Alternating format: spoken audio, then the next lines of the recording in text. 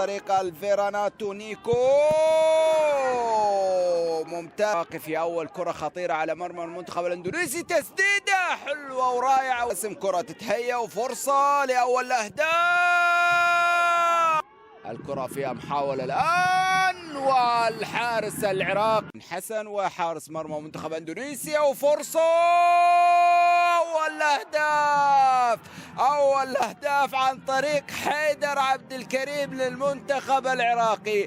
أول أهداف المنتخب العراقي حيدر عبد الكريم، تهيأت الفرصة وسجل الهدف التقدم، هدف التقدم للمنتخب العراقي. حيدر عبد الكريم يفتتح مجال التسجيل في هذا اللقاء ويسجل هدف. ارتكب الخطأ وإصابة أركان فكري وبطاقة حمراء. إصابة أركان فكري رغم المطالبة والتوضيح، لكن شربل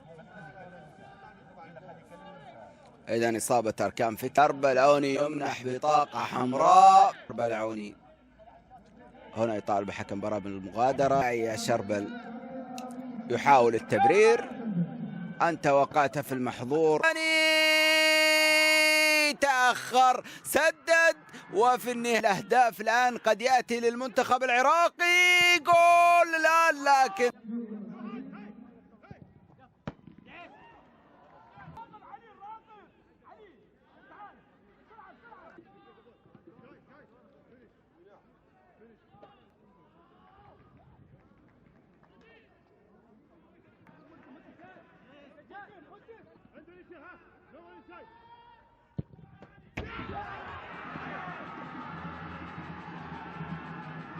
من الله مصطفى قابيل الثاني